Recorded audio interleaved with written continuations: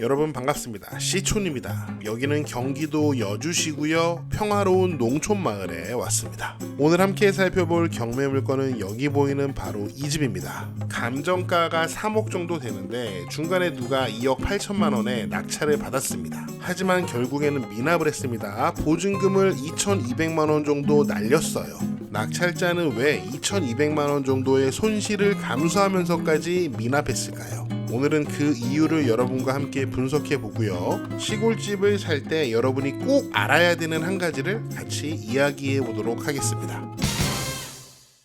경매물건 시골집의 현장, 경기도 여주시 삼교동에 도착했습니다. 여기 현황도로가 깔끔하게 포장이 되어 있는데요.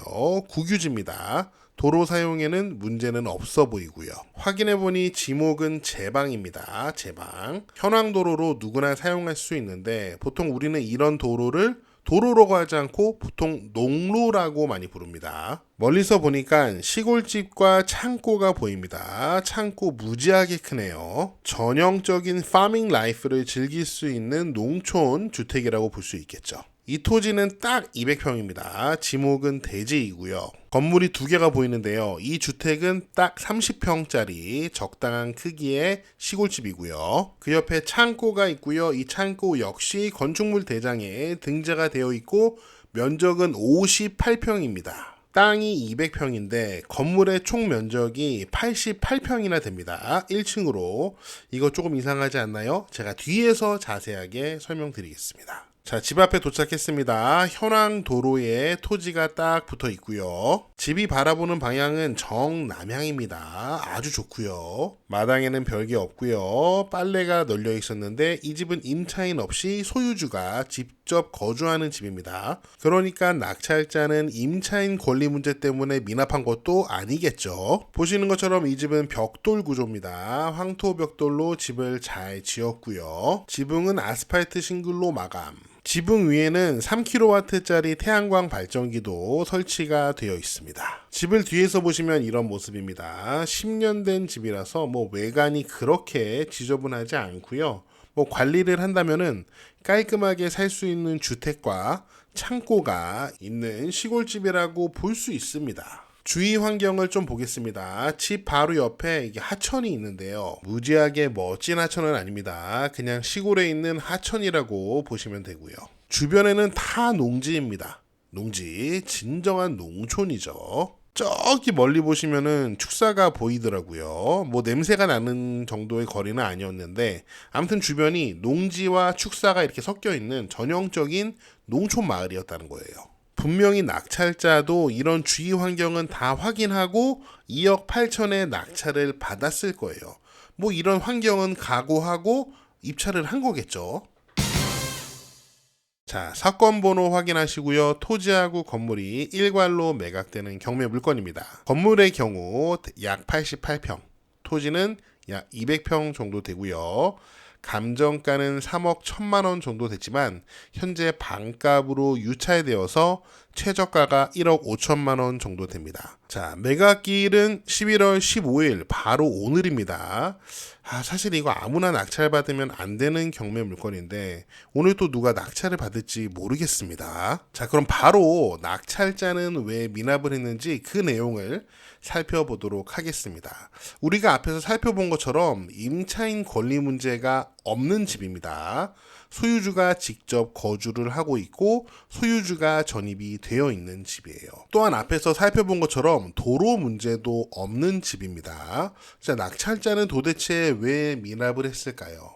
자, 여기 보시면은 이 낙찰자분을 제가 알지 못하기 때문에 이분의 조건을 제가 알지 못하기 때문에 저의 분석과 추측이 틀릴 수도 있습니다. 하지만 이 낙찰자가 저와 여러분처럼 평범한 사람이라는 전제하에 이 경매 물건의 문제점, 문제점이라고 할 수 없고 이 경매 물건의 제한점에 대해서 이야기를 해보려고 합니다. 제가 앞에서 살짝 말씀드렸던 땅과 건물에 대한 이야기를 해보겠습니다.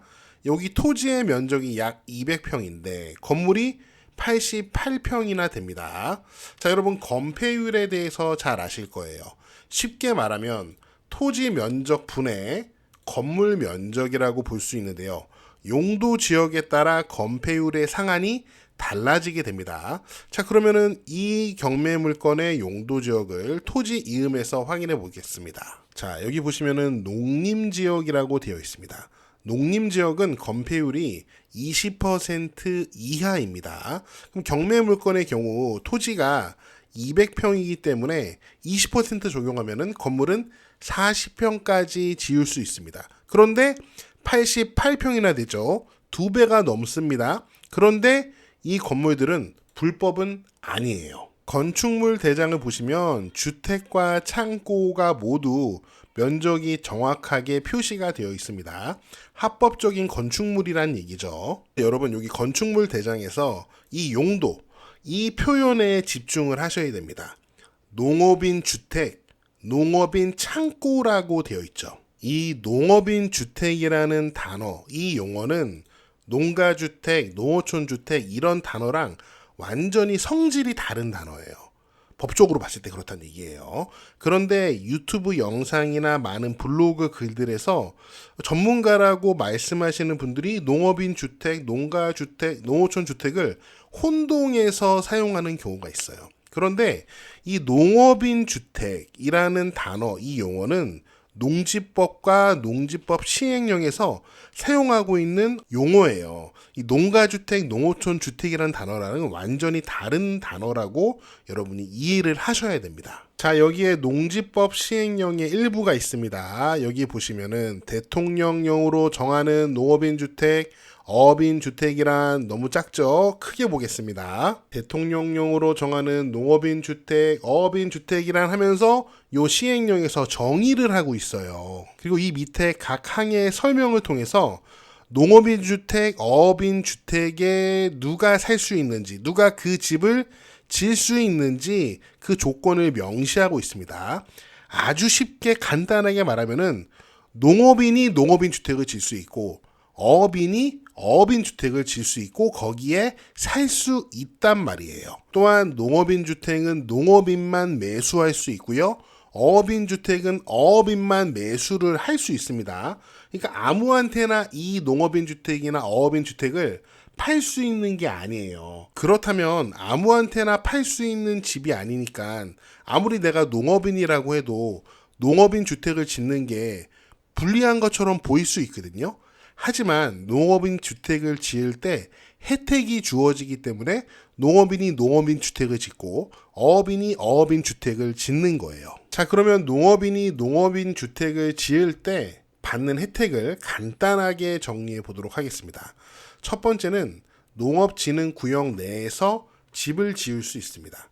보통 사람들, 농업인이 아닌 사람들은 농업진흥구역 내에다가 집을 아예 지을 수가 없어요.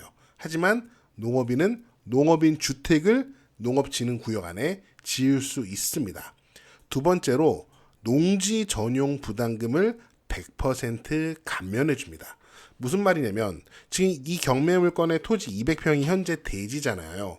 원래는 아마 지목이 전이었을 거예요. 전이나 답이었을 텐데 집을 지으면서 대지로 지목 변경을 했어요. 그때 발생하는 농지 전용 부담금을 100% 그냥 깎아주고 안 내도 된다는 거죠. 엄청나게 큰 혜택이에요. 세 번째로 건폐율을 지자체 조례로 60% 범위에서 완화 적용할 수 있습니다. 그래서 이러한 혜택을 적용받아서 건폐율이 20% 이하인 농림지역임에도 불구하고 건폐율이 약 44% 되는 80평의 건물을 200평의 토지에 앉힌 거예요. 농업인 주택 혜택으로 건폐율 완화 적용을 받은 거죠. 이러한 막대한 혜택이 주어지기 때문에 농업인 주택에는 행위의 제한이 있습니다. 가장 대표적인 게 농업인에게만 나중에 이 집을 팔 수 있어요. 그런데 요즘에 이런 경우 있잖아요. 부모님들이 농촌에서 농업인으로서 살고 계신데 자녀들은 대부분 도시에 살잖아요. 그러다가 부모님께서 돌아가시면은 일반인인 자녀도 물론 이 농업인 주택을 일단은 상속할 수 있습니다. 상속받는데 아무한테나 처분할 수는 없고요. 반드시 다시 농업인에게 매도를 해야 돼요. 굉장히 골치 아플 수 있죠. 물론 농업인 주택을 그냥 단독주택으로 용도 변경을 할 수는 있습니다. 그러면 나중에 일반인에게 매도도 할 수 있겠죠. 이렇게 하면 되는 거 아니야 라고 생각할 수 있는데, 이 경우는 농업진흥구역 밖에 있는 농업인 주택만 이해 가능해요. 만약에 농업인 주택이 농업진흥구역 내에 있다면 용도 변경이 불가능합니다. 그러면 이 경매물건은 어디에 있는지 한번 확인해 볼게요. 다시 토지 이음으로 와서요. 확인해 보니까 농업진흥구역에 있는 농업인 주택이에요. 보여드릴게요. 농업진흥구역, 용도 변경이 불가합니다.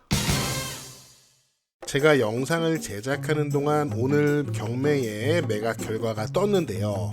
2명이 입찰을 하셨고 한 분이 1억 7,800만 원 정도의 낙찰을 받았습니다. 오늘은 재매각으로 매수 신청 보증금이 30%, 4,500만 원 정도 되거든요. 굉장히 큰 돈이에요. 제발 낙찰자가 농업인이셨으면 좋겠습니다. 아무튼 오늘 영상을 통해서 농업인 주택에 대해서 여러분과 한번 공부를 해봤고요. 여러분 어떻게 보셨나요? 여러분의 다양한 의견을 댓글로 남겨주시면 감사하겠습니다. 저는 다음 영상에서 더 재미있고 유익한 내용으로 돌아오겠습니다. 여러분, See you again.